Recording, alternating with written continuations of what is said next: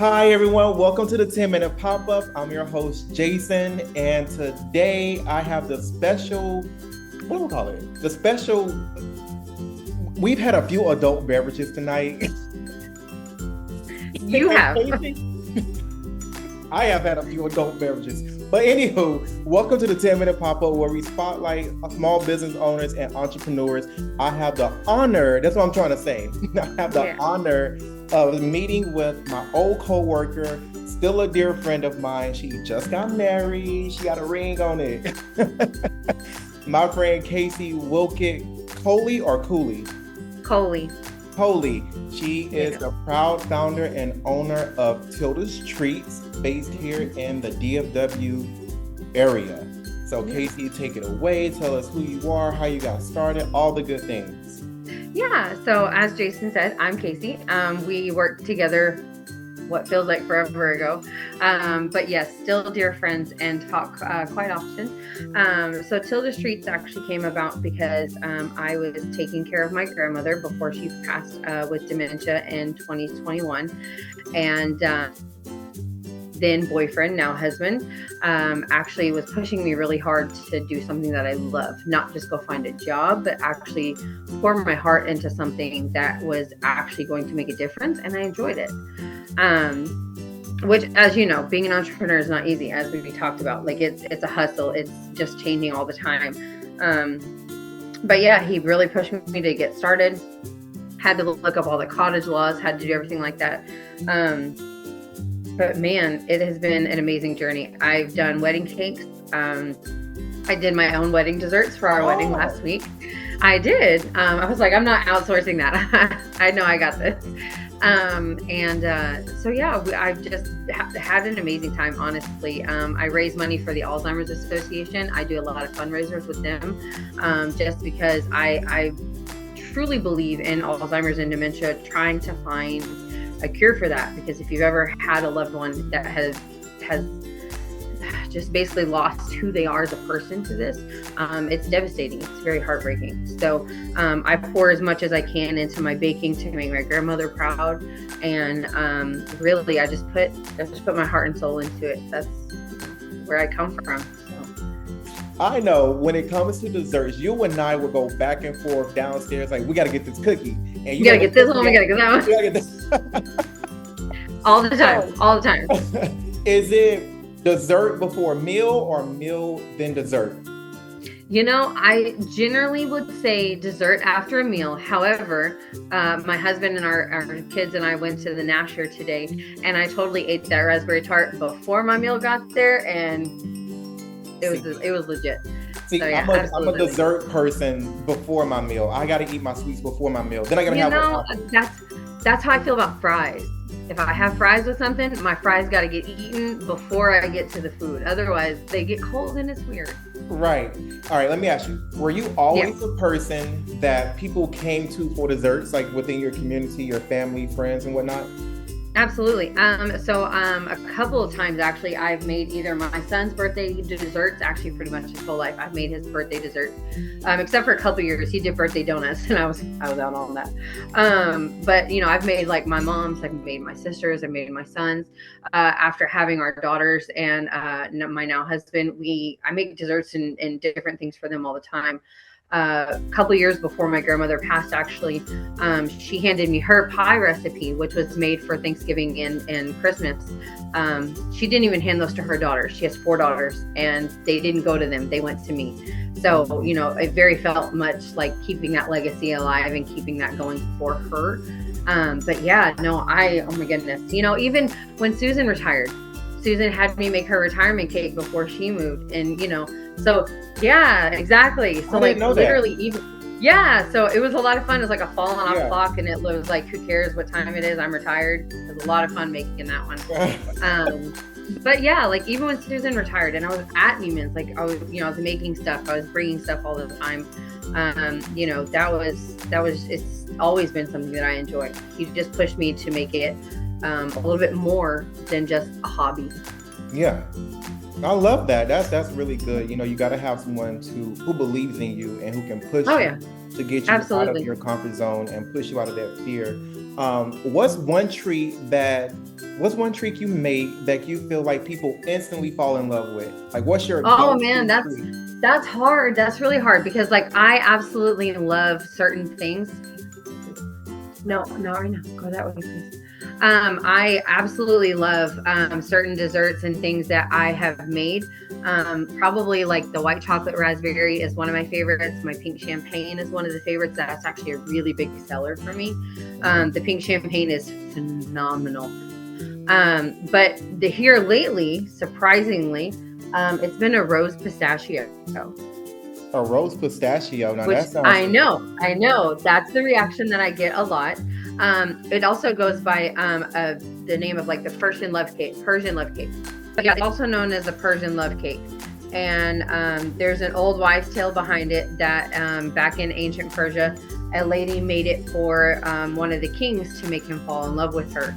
And it was just very nutty. It was very floral. It has an amazing taste, an amazing look.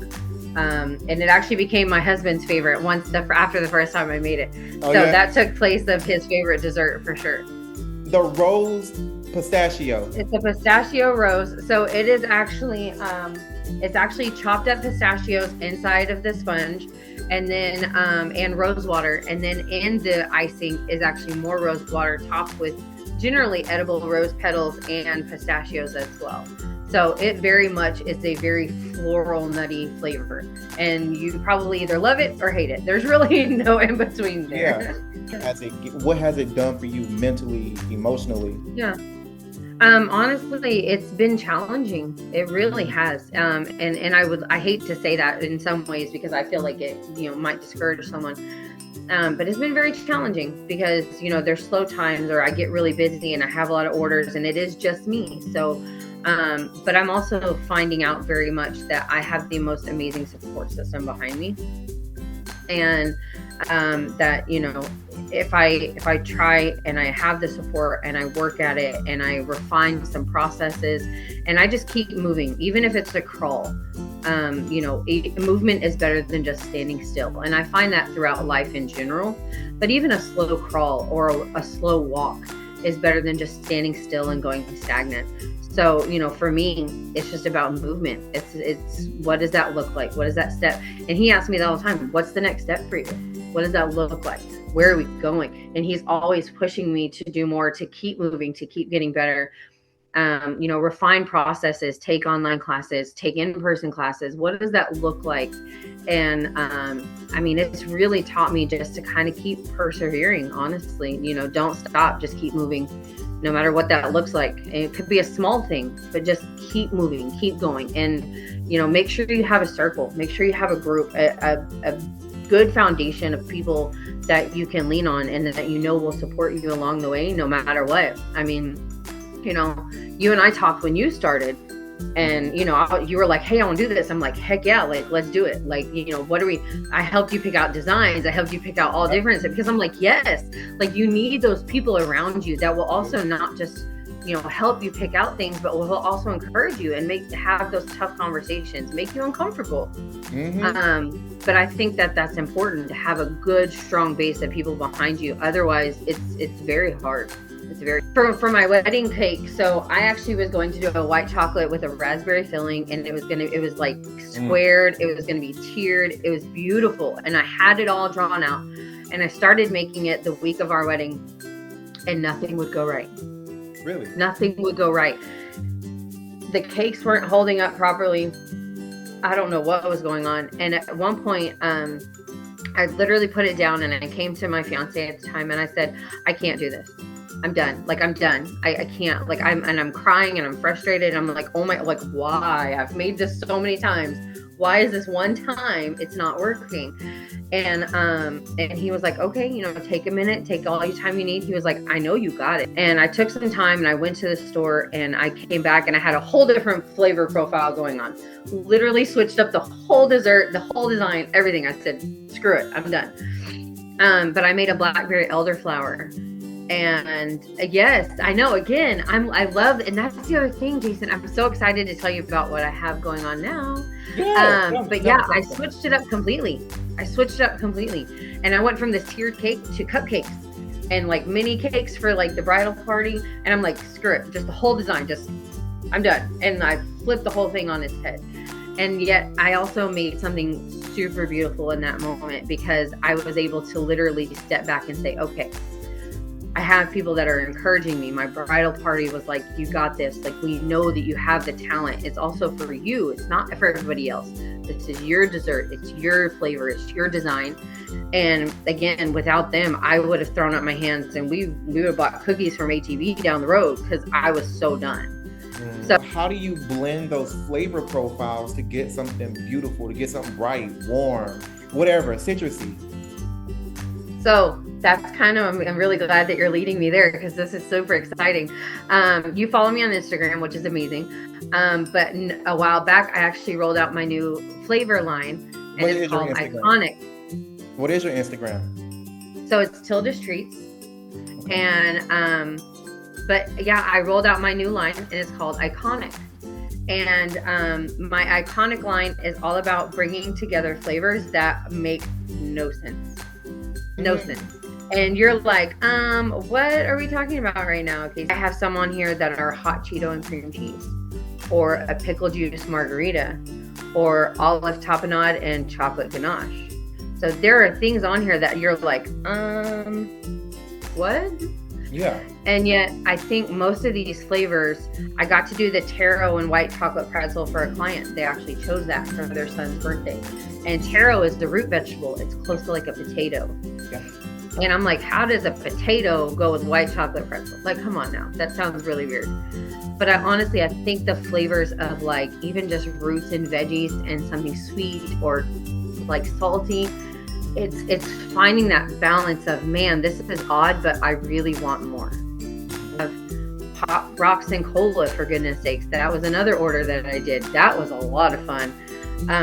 Just put the Pop Rocks on the top, take a bite, and you get all these flavors. Yeah. And I love that. I love getting to play with fun flavors like that. Can they come in and do tastings? Like, how can they do so? Absolutely. So for tastings, any type of tastings, whether it's regular or birthdays or anything like that, I do tastings. You get 3 flavors that come with obviously 3 icings, and it's $40. So you get your own like personal serving of it. Everything is put together, all of it's layered. You don't just get one. I actually give you like a multi-layer thing. So you get the full effect of what it would be when you try a cake of mine. Okay, and then where can people find you? Like if they want to place an order, come in and do tastings, where can they do so? So we actually bought a house last year, and we now live in Lavon. Thank you. So it's out between Wiley and Rockwall. So we're kind of in between those 2 cities.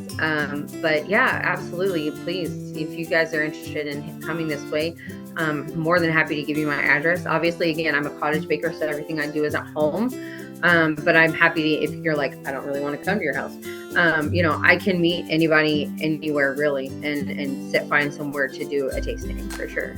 Okay. And what's your social media? Should they reach out to you via social media, via email? Do you have a website? Yeah. So you can reach out to me either on social media. I'm a Tilda Streets on Facebook and on Instagram. Or you can reach out for my email, which I think I just gave you. But it's just my email. It comes directly to me. A lot of people are going health conscious. You brought up ingredients and things. Absolutely. So how are your ingredients sourced? Are you doing vegan friendly cupcakes? Are you doing, vegan friendly pastries? Are you doing like what are your ingredients like? Absolutely. So I only use pure cane sugar. I actually don't use anything processed like that. It's all pure cane sugar. And I absolutely love it. It's phenomenal. And I use only, the best salted butter. I also, I can do dairy free. I do a lot of things that are dairy free. My youngest daughter actually has a dairy allergy. So I'm generally very conscious about that. But yeah, absolutely. My one had a client who was gluten-free, and I used, the best gluten-free flour that I could find and changed that for her. So yeah, honestly, we can meet dietary needs if we need to switch it up and you need egg-free or dairy-free or anything like that. Absolutely. I absolutely can get into that and make sure that it's exactly what you need. Reach out to Casey at Tilda's Treats on Yeah. Instagram and Facebook. Yeah. Casey, it has been a pleasure catching up with you Absolutely. and hearing all the great things about Tilda's Thank you. Treats. And I'm proud of you. I'm happy for you. And congratulations on Thank the you. children and the marriage. So, lifelong filled of happiness. Absolutely. And it's been great getting to talk to you and catching up. And I really kind of miss this. I know, I do too. Let me end it now. Hold on.